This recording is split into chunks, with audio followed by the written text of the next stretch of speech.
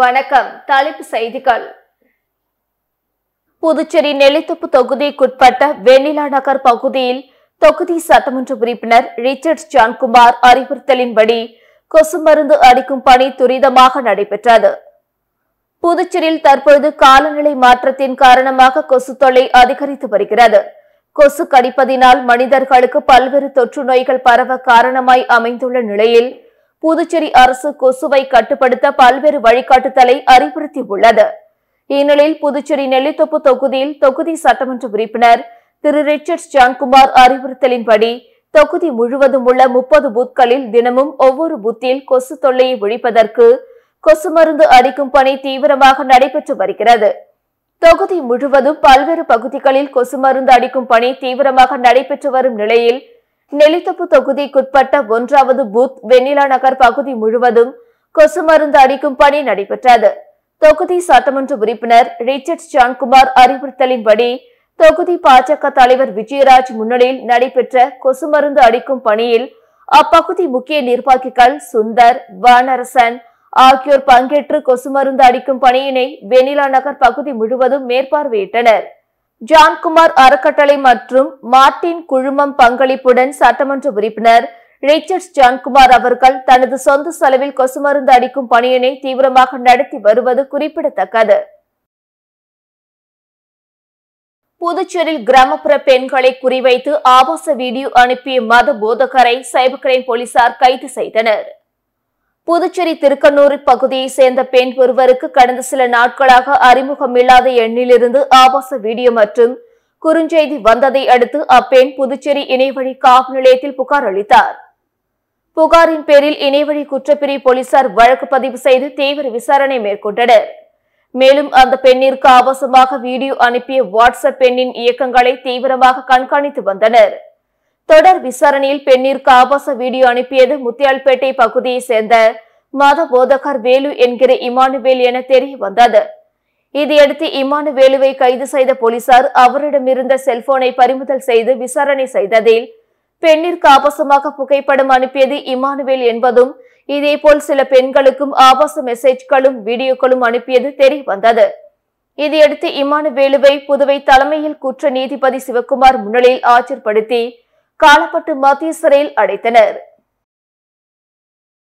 அமைப்பு சாரா நல சங்கத்தில் விண்ணப்பித்த வீட்டு வேலை செய்யும் பெண்களுக்கு உறுப்பினர் அட்டை வழங்க வலியுறுத்தி 100க்கும் மேற்பட்ட வீட்டு வேலை செய்யும் பெண் தொழிலாளர்கள் பேரணியாக வந்து கண்டன ஆர்ப்பாட்டத்தில் ஈடுபட்டனர். புதுச்சேரி CITU வீட்டு வேலை செய்யும் பெண் தொழிலாளர் நலசங்கம் சார்பில் கோரிக்கைகளை வலியுறுத்தி பேரணி மற்றும் கண்டன ஆர்ப்பாட்டம் நடைபெற்றது. சங்கத்தின் தலைவி லாவண்யா தலைமையில் நடைபெற்ற ஆர்ப்பாட்டத்தில் 100க்கும் மேற்பட்ட வீட்டு வேலை செய்யும் பெண்கள் கலந்து கொண்டு அமைப்பு சாரா தொழிலாளர் நல சங்கத்தில் விண்ணப்பித்த வீட்டு வேலை செய்யும் பெண்களுக்கு உறுப்பினர் அட்டை வழங்க வேண்டும், அமைப்பு சாரா நல வாரியத்திற்கு ரூபாய் 10 கோடி நிதி ஒதுக்கி செயல்பாட்டுக்கு கொண்டு வர வேண்டும், அனைத்து பணியிடங்களிலும் பணிபுரியும் பெண்களுக்கு மகளிர் தினத்தன்று ஊதியத்துடன் விடுமுறை வழங்க வேண்டும் உள்ளிட்ட பல்வேறு கோரிக்கைகளை வலியுறுத்தி வஉசி பள்ளியில் இருந்து பேரணியாக வந்து மாதா கோயில் அருகே கண்டன ஆர்ப்பாட்டத்தில் ஈடுபட்டனர். அப்பொழுது அதிகாரிகளையும் ஆட்சியாளர்களையும் கண்டித்து கண்டன கோஷங்கள் எழுப்பினர். பாரதிதாசன் மகளிர் கல்லூரியில் நடைபெற்ற விழிப்புணர்வு நிகழ்ச்சியில் திட்டமிட்டு குறிக்கோளுடன் படித்தால் வாழ்வில் வெற்றி பெறலாம் என ஆதிதிராவிடர் நலத்துறை இயக்குநர் இளங்கோவன் மாணவிகளிடையே உரையாற்றினார். சிவப்பு நாடா சங்கம் சட்ட ஆலோசனை மையம் சார்பில் விளிம்பு நிலை மக்களின் உரிமைகள் குறித்த விழிப்புணர்வு நிகழ்ச்சி பாரதிதாசன் மகளிர் கல்லூரியில் உள்ள அரங்கத்தில் நடைபெற்றது. கல்லூரி முதல்வர் முனைவர் வீரமோகன் தலைமையில் நடைபெற்ற நிகழ்ச்சியில் சிவப்பு நாடா சங்க ஒருங்கிணைப்பாளரும் தமிழ்துறை பேராசிரியருமான முனைவர் சந்திரா, எய்ட்ஸ் கட்டுப்பாட்டு சங்கத்தின் திட்ட மேலாளர் ஜெகதீசன் ஆகியோர் முன்னிலை வகித்தனர். அதனைத் தொடர்ந்து பாலியல் தொழிலாளர்களின் உரிமைகளும் பிரச்சினைகளும் குறித்து எய்ட்ஸ் கட்டுப்பாட்டு சங்கத்தின் திட்ட மேலாளர் ஜெகதீசன் சிறப்புரையாற்றினார். விழாவில் சிறப்பு விருந்தினராக ஆதிதிராவிடர் மற்றும் பழங்குடியினர் நலத்துறை இயக்குநர் இளங்கோவன் கலந்து கொண்டு விளிம்பு விளை மக்கள் குறித்தும் ஆதிதிராவிட மாணவர்கள் உரிமைகள் மற்றும் சலுகை குறித்து விளக்கவுரையாற்றினார்.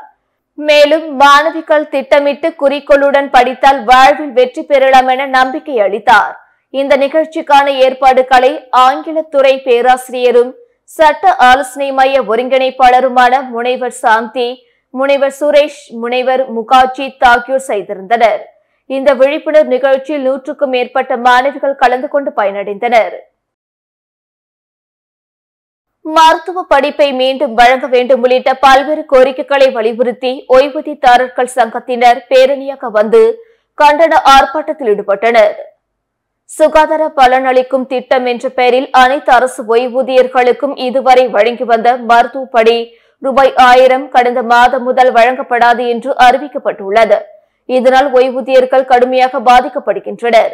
எனவே இந்த மருத்துவ படியை ரத்து செய்யக்கூடாது, அதனை மீண்டும் வழங்க வேண்டும் என்பதை வலியுறுத்தி புதுச்சேரி அரசு ஊழியர் சம்மேளன இணைப்பு சங்கங்களின் கூட்டு இயக்கம், புதுச்சேரி ஓய்வூதியதாரர்கள் சங்கத்தினர் மிஷின் வீதியில் உள்ள வஉசி பள்ளி முன்பு ஒன்று கூடினர்.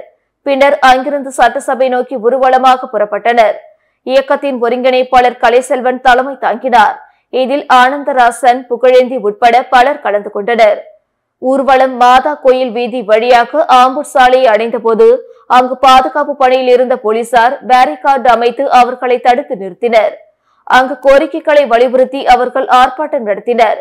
பின்னர் முக்கிய நிர்வாகிகள் மட்டும் சட்டசபைக்கு சென்று அங்கு முதலமைச்சர் ரங்கசாமியை சந்தித்து கோரிக்கை மனு கொடுத்தனர்.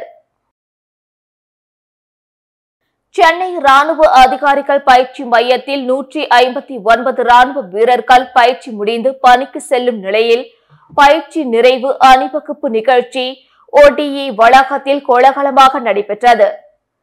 சென்னை பரங்கிமலையில் ODE எனப்படும் ராணுவ அதிகாரிகள் பயிற்சி மையம் 1963ஆம் ஆண்டு முதல் செயல்பட்டு வருகிறது.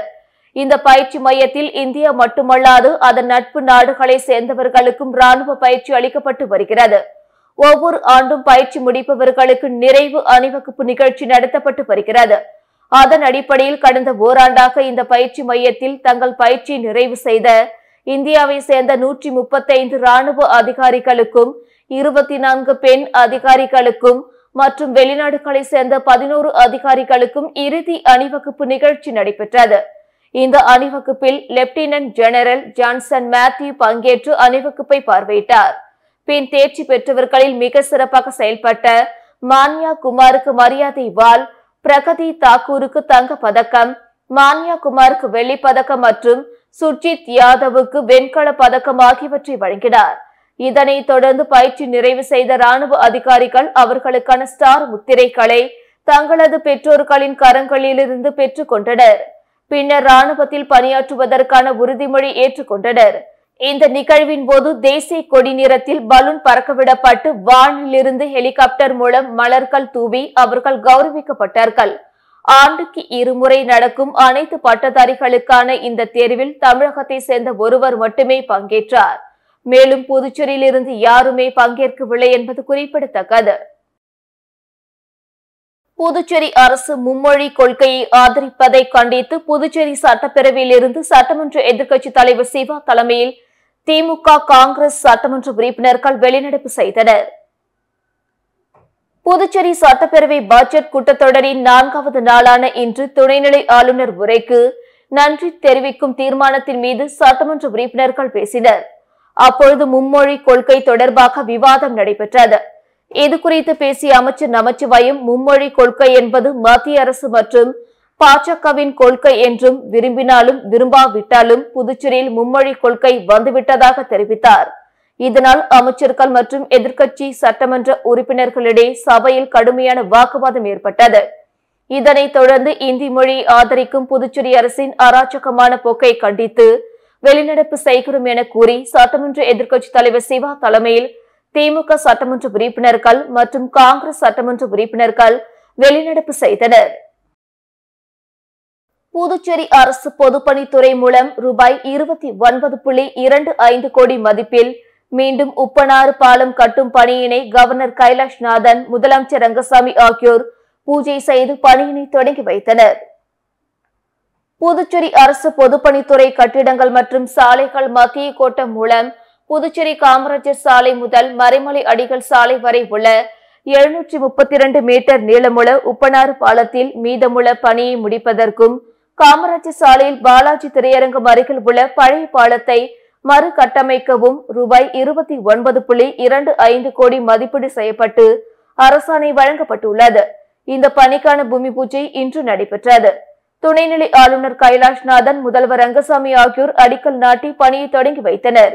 இதில் சட்டப்பேரவை தலைவர் செல்வம், பொதுப்பணித்துறை அமைச்சர் லட்சுமி நாராயணன், MLA நேரு, தலைமை செயலாளர் சரத் சவுகான், பொதுப்பணித்துறை செயலர் முத்தம்மா, தலைமை பொறியாளர் தீனதயாளன், கண்காணிப்பு பொறியாளர் வீரசெல்வம் உள்ளிட்டோர் கலந்து கொண்டனர். புதுச்சேரி சவரி ராயலு நாயக்கர் அரசு பெண்கள் தொடக்கப்பள்ளியில் நடைபெற்ற ஆண்டு விழாவில் ஏராளமான மாணவர்கள் கலந்து கொண்டு தங்களின் திறமைகளை வெளிப்படுத்தினர். புதுச்சேரி சவரி ராயலு நாயக்கர் அரசு பெண்கள் தொடக்கப்பள்ளி ஆண்டு விழா தனியார் மண்டபத்தில் நடைபெற்றது. பள்ளி தலைமை ஆசிரியர் வரலட்சுமி தலைமையில் நடைபெற்ற விழாவில் ஆசிரியர் ரஞ்சினி வரவேற்புரையாற்றினார். ஆசிரியர்கள் நிகழ்ச்சிகளை தொகுத்து வழங்கினார்கள். ஆண்டு விழாவை ஒட்டி நடைபெற்ற நடனம், மாறுவேட போட்டி, பேச்சு போட்டி, பாட்டு போட்டி உள்ளிட்ட பல்வேறு போட்டிகளில் மாணவர்கள் பலர் ஆர்வத்தோடு கலந்து கொண்டு தங்களது திறமைகளை வெளிப்படுத்தினர். தொடர்ந்து பள்ளி சார்பில் நடத்தப்பட்ட போட்டிகளில் வெற்றி பெற்ற மாணவர்களுக்கு சான்றிதழ்கள் மற்றும் பரிசுகளை வழங்கி கௌரவிக்கப்பட்டனர். நிகழ்ச்சிக்கான ஏற்பாடுகளை சவரி ராயலு நாயக்கர் அரசு பெண்கள் தொடக்கப்பள்ளி ஆசிரியர்கள் சிறப்பாக செய்திருந்தனர். பள்ளியின் ஆண்டு விழாவில் ஏராளமான மாணவர்கள் மற்றும் பெற்றோர்கள் பலர் கலந்து கொண்டனர். சுகாதாரத்துறை வாரிசுதாரரின் கோரிக்கைகள் 15 நாட்களில் நிறைவேற்றப்படும் என அதிகாரிகள் உறுதி அளித்ததன் பெயரில் அவர்களது மறியல் போராட்டம் கைவிடப்பட்டது. புதுச்சேரி சுகாதாரத்துறையில் பணியின் போது இறந்த வாரிசுதாரர்களுக்கு கருணை அடிப்படையில் பணி வழங்க கோரி 20 நாட்களுக்கு மேலாக தொடர் போராட்டத்தில் ஈடுபட்டு வருகின்றனர். இந்த நிலையில் நேற்று மறியல் போராட்டம் செய்வதாக அவர்கள் அறிவித்திருந்த நிலையில் சங்க ஒருங்கிணைப்பாளர்கள் ரமேஷ், டேவிட் ஆகியோர் தலைமையில் சங்கத்தினர் கோரிக்கை வலியுறுத்தி கம்பன் கலையரங்கத்திலிருந்து ஊர்வலமாக செல்ல முயன்றனர். அப்பொழுது அங்கு வந்த சுகாதாரத்துறை இயக்குநர் ரவிச்சந்திரன் உள்ளிட்ட காவல்துறை அதிகாரிகள் அவர்களுடன் பேச்சுவார்த்தை நடத்தினர். அரசு ஊழியர் சம்மேளன நிர்வாகிகள் முன்னிலையில் இந்த பேச்சுவார்த்தை நடைபெற்றது. அப்பொழுது பேசிய சுகாதாரத்துறை அதிகாரிகள், உங்களது கோரிக்கைகள் 15 நாட்களில் நிறைவேற்றப்படும் என உறுதியளித்தனர். இதனால் அவர்கள் சாலை மறியல் போராட்டத்தை கைவிட்டு கலைந்து சென்றனர். உசுட்டேரியில் சாலை அமைப்பதற்கான பூமி பூஜையினை அமைச்சர் சரவணன் குமார் தொடங்கி வைத்தார். உசுடு தொகுதிக்குட்பட்ட உசுட்டேரி பகுதியில் உள்ள கன்னியம்மன் கோவில் தெருவிற்கு ரூபாய் 12 லட்சம் மதிப்பீட்டில் எல் வடிவ கழிவுநீர் வாய்க்காலுடன் கூடிய சிமெண்ட் கான்கிரீட் சாலை அமைப்பதற்கு தொகுதியின் சட்டமன்ற உறுப்பினரும் ஆதி திராவிட நலத்துறை அமைச்சருமான சரவணன்குமார் தொகுதி மேம்பாட்டு நிதியின் கீழ் வில்லியனூர் கொம்யூன் பஞ்சாயத்து மூலம் அரசாணை பெற்று இன்று அதற்கான பூமி பூஜை நிகழ்ச்சி நடைபெற்றது. இதில் அமைச்சர் சரவணன்குமார் தலைமை தாங்கி பூஜை செய்து பணியினை தொடங்கி வைத்தார். இந்நிகழ்ச்சியில் அதிகாரிகள், தொகுதி பாஜக நிர்வாகிகள் திரளாக கலந்து கொண்டனர். இப்பணிக்கான பூமி பூஜை நிகழ்ச்சி நடைபெற்ற முன்பு நாள் அமைச்சரின் அறிவுறுத்தலின்படி ஊடக பிரிவு மூலம் உசுட்டேரி மற்றும் பொறையூரில் கடந்த 4 ஆண்டுகளில் நடைபெற்ற மக்கள் வளர்ச்சி பணிகளின் விவரங்களை துண்டு பிரச்சுரங்களால் தயார் செய்யப்பட்டு அனைத்து இல்லங்களுக்கும் வெற்றிலை, வாழைப்பழம், துண்டு பிரச்சுரம் வழங்கி பொதுமக்களுக்கு அழைப்பு கொடுக்கப்பட்டுள்ளது என்பது குறிப்பிடத்தக்கது. புதுச்சேரி பிரபல ரவுடி ஐயப்பன் கொலை வழக்கில் விபச்சார புரோக்கர் நடராஜன் உட்பட 10 பேரை வேட்டவலம் போலீசார் கைது செய்தனர். புதுச்சேரி வானரப்பேட்டையை சேர்ந்த பிரபல ரவுடி ஐயப்பன் திருவண்ணாமலை நீலந்தாங்கல் பகுதியில் மர்ம நபர்களால் வெட்டி படுகொலை செய்யப்பட்டார். இது தொடர்பாக வேட்டவலம் போலீசார் வழக்கு பதிவு செய்து தனிப்படை அமைத்து விசாரணை மேற்கொண்டனர். விசாரணையில் விபச்சார புரோக்கர் நடராஜன் மற்றும் சந்துருவுக்கு லட்சக்கணக்கில் ஐயப்பன் வட்டிக்கு பணம் கொடுத்ததாகவும் அதனை அவர்கள் திருப்பி தராததால் ஐயப்பன் கொலை மிரட்டல் விடுத்ததாக கூறப்படுகிறது. இதனால் முந்திக் கொண்ட அவர்கள் கடந்த 9ஆம் தேதி புதுச்சேரியில் வீட்டில் இருந்த ஐயப்பனை புரோக்கர் நடராஜன் தலைமையில் 8 பேர் கொண்ட கும்பல் திருவண்ணாமலைக்கு காரில் கடத்தி சென்று அவரது மனைவியிடம் ரூபாய் 6 லட்சம் பணம் கேட்டு மிரட்டி பறித்துள்ளது. மேலும் பணத்தை பெற்றுக்கொண்ட அந்த கும்பல் ஐயப்பனால் உயிருக்கு ஆபத்து ஏற்படும் என்ற நோக்கில் நீலந்தாங்கல் பகுதிக்கு ஐயப்பனை கொண்டு சென்று வெட்டி படுகொலை செய்தனர். இந்த வழக்கில் புதுச்சேரியை சேர்ந்த விபச்சார புரோக்கர் நடராஜன், சந்துரு, முத்துக்குமார், ராஜேஷ், தனசேகர் என்கிற அஜித், புஷ்பநாதன் என்கிற சூர்யா, விவேக், குப்புசாமி, மணி, புவனேஷ் ஆகிய 10 பேரை கைது செய்த போலீசார் அவர்களிடமிருந்து 2 கார் மற்றும் ரூபாய் 1.5 லட்சம் பணத்தை பறிமுதல் செய்தனர். பின்னர் நீதிமன்றத்தில் ஆஜர்படுத்தி வேலூர் சிறையில் அடைத்தனர். மேலும் தலைமறைவான அரவிந்த் நாராயணன் என்ற குற்றவாளியை தேடி வருகின்றனர். புதுச்சேரியில் 6 புதிய மதுபான தொழிற்சாலைகளை கொண்டுவர அரசு முடிவு செய்துள்ளதாக முதல்வர் ரங்கசாமி தெரிவித்துள்ளார். புதுச்சேரி சட்டப்பேரவையில் கவர்னர் உரைக்கு நன்றி தெரிவிக்கும் தீர்மானத்தின் மீது எம்எல்ஏக்களின் கேள்விகளுக்கு முதலமைச்சர் ரங்கசாமி பதிலளித்து பேசினார். அப்பொழுது புதுச்சேரியில் உள்ள இளைஞர்களுக்கு வேலைவாய்ப்பு வருவாய் பெருக்க வேண்டும் என்ற எண்ணத்தின் அடிப்படையிலேயே 6 மதுபான தொழிற்சாலைகளுக்கு தடையில்லா சான்று வழங்கப்பட்டு வருகிறது. இதன் மூலம் புதுச்சேரி அரசுக்கு ரூபாய் 500 கோடியும் ஒரு தொழிற்சாலைகளில் 500 என 5000 பெண்களுக்கு வேலைவாய்ப்பு கிடைக்கக்கூடிய வாய்ப்பு ஏற்படும். தண்ணீரை அதிகம் உறிஞ்சாத சுற்றுச்சூழல் பாதிக்காத நிலையில்தான் இந்த தடையில்லா சான்று கொடுக்கப்பட்டிருக்கிறது என்றார்.